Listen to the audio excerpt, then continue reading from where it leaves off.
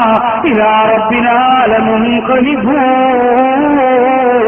അല്ലാഹുവേ, ഞങ്ങൾ നിന്നിലേക്ക് മടങ്ങേണ്ടവരാണ് അല്ലാഹ്.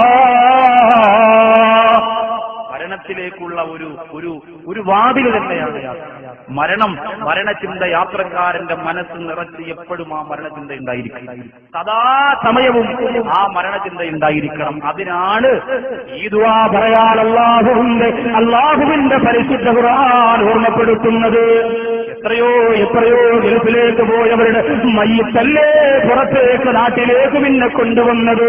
അല്ലാഹുവേ, ഈ ശബ്ദം ശ്രവിക്കുന്ന ഗൾഫിലേക്ക് പോകാൻ ആഗ്രഹിക്കുന്നവര്, ലീവിന് വന്നിരിക്കുന്നവര്, അടുത്ത ലീവിന് വരുമ്പോ മക്കളെ ബാഗ് കൊണ്ടുവരാ, അടുത്ത ലീവിന് കൊണ്ടുവരുമ്പോ കളിപ്പാട്ടങ്ങൾ കൊണ്ടുവരാ, അടുത്ത ലീവിന് വരുമ്പോ സൗദി അറേബ്യയുടെ ഏറ്റവും നല്ല വറവ കൊണ്ടുവരാ എന്നെല്ലാം പറഞ്ഞ് മോഹിപ്പിച്ചുകൊണ്ട് വിദേശ രാജ്യത്തിലേക്ക് പറന്നു പോകുന്ന പാവപ്പെട്ട സഹോദരങ്ങളുടെ മയ്യത്ത് അല്ലാഹുവേ പെട്ടിയിലടച്ചുകൊണ്ട് പിരിച്ചുകൊണ്ട് വരുന്നവരുങ്ങൾ വരുത്തല്ല അല്ലാ, വരുത്തല്ല അല്ലാ, വരുത്തല്ല അല്ലാ. എന്റെ പ്രിയപ്പെട്ട കൊല്ലം ജില്ലയുടെ കരുനാഗപ്പള്ളിയിൽ ഓച്ചിറക്കിടക്ക് 3 സഹോദരങ്ങളെ കൊണ്ടുവന്നടക്കിയത് ഞാൻ മറന്നുപോയില്ല. എന്തൊക്കെ സ്വപ്നങ്ങളുമായിട്ട് പോയവരാ, എന്തൊക്കെ ആഗ്രഹങ്ങളുമായിട്ട് പോയവരാ, എന്തൊക്കെ ആശകളും തലയിൽ ചുമന്നുകൊണ്ട് പോയവരാ. കുടുംബത്തെ വളർത്താൻ, കുടുംബത്തെ പോറ്റാൻ, അവരെ കണ്ണീര് മാറ്റാൻ, അവരെ സങ്കടം തീർക്കാൻ ഒരുപാട് കഷ്ടപ്പെട്ടുകൊണ്ട് യാത്ര പോയ ആ 3 സഹോദരങ്ങൾ റാസൽ കൈമയിൽ വെച്ച് വാഹനാപകടത്തിൽപ്പെട്ടിട്ട് ആ 3 പേരുടെ മയ്യത്ത് ഒരുപോലെ കൊണ്ടുവന്ന നാട്ടിലടക്കിയപ്പോ എന്നോട് പ്രിയപ്പെട്ട സഹോദരൻ പറഞ്ഞതാ, ഉസ്താദേ, ഗൾഫിലേക്ക് പോകുന്നുണ്ടോ? നമ്മുടെ ലഗേജ് തൂക്കി നോക്കാറുണ്ട്, എത്ര കിലോ എന്ന് നോക്കിയിട്ട് അധിക കാശ് വേണമെങ്കിൽ നമ്മളതിന് കൊടുക്കാറുണ്ട്. പക്ഷേ വിദേശ രാജ്യത്ത് വെച്ച് ഞങ്ങളെങ്ങാനും മരണപ്പെട്ടു പോയാൽ, വിദേശ രാജ്യത്ത് വെച്ച് പ്രവാസികൾ ഒരാൾ മരണപ്പെട്ടു പോയാൽ ആ പ്രിയപ്പെട്ട വിദേശ രാജ്യത്ത് കഴിയുന്ന സഹോദരന്റെ മയ്യത്ത് നാട്ടിലേക്ക് കൊണ്ടുവരാ. സുബ്ഹാനല്ലാഹ്, മയ്യത്തിനെ തൂക്കി നോക്കും ചെറുപ്പക്കാരാ. അല്ലാഹുവേ, ഞങ്ങളുടെ പ്രിയപ്പെട്ട കൂട്ടുകാർക്ക് അങ്ങനൊരു അവസ്ഥ കൊടുക്കല്ല അല്ലാഹ്.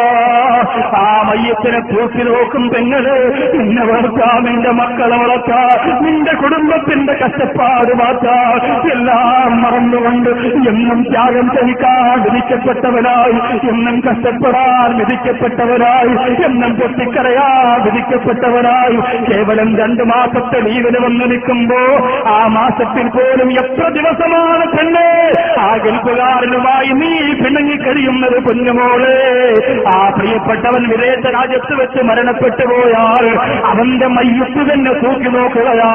1 കിലോയ്ക്ക് ഇത്ര രൂപ വെച്ച് 50 കിലോ ഉണ്ടെങ്കിൽ 60 കിലോ ഉണ്ടെങ്കിൽ അതിന്റെ കാശടച്ചിട്ടാണ് ആ പ്രിയപ്പെട്ട പ്രവാസികളുടെ മയ്യത്ത് കൊണ്ടുവരുന്നത്.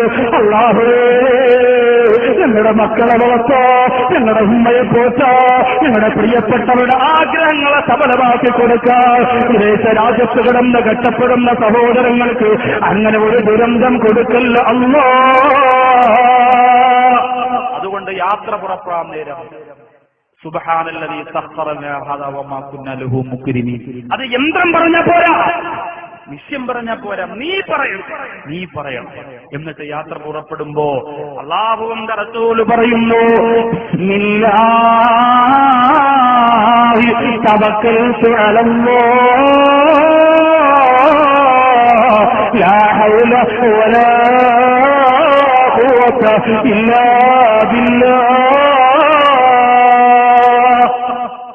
അല്ലാഹുവേ, നിന്നെ ഏൽപ്പിക്കുന്ന പടച്ചവരെ സർവ്വതും ഞാൻ സഞ്ചരിക്കുന്ന വാഹനത്തിലേക്ക് ഒരു പറവ വന്ന് തട്ടിയാൽ, ഒരു പറവയുടെ ചിറക് വന്ന് തട്ടിപ്പോയാൽ സുബ്ഹാനല്ലാഹ്, അതൊരു വല്ലാത്ത ദുരന്തമായി തീരില്ലേ പ്രിയപ്പെട്ടവരെ?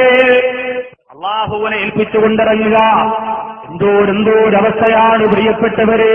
എന്നോടൊരു പ്രിയപ്പെട്ട സഹോദരൻ പറഞ്ഞതാ, എന്റെ കൂടെ യാത്ര ചെയ്ത് ഫ്ലൈറ്റിൽ നിന്ന് യാത്ര ചെയ്ത കരുനാഗപ്പള്ളി ഭാഗത്തുള്ള ഒരു സഹോദരൻ, ആ ഫ്ലൈറ്റ് എങ്ങനെ ഉയർന്നു മുകൾ ഭാഗത്തേക്ക് പൊങ്ങിയപ്പോ സൈഡിലിരുന്നു കൊണ്ട് താഴേക്ക് നോക്കിയിട്ട് ആ സഹോദരൻ പറയുന്ന ഉസ്താദ് കൈവിട്ട കളിയാണ് ഉസ്താദ്.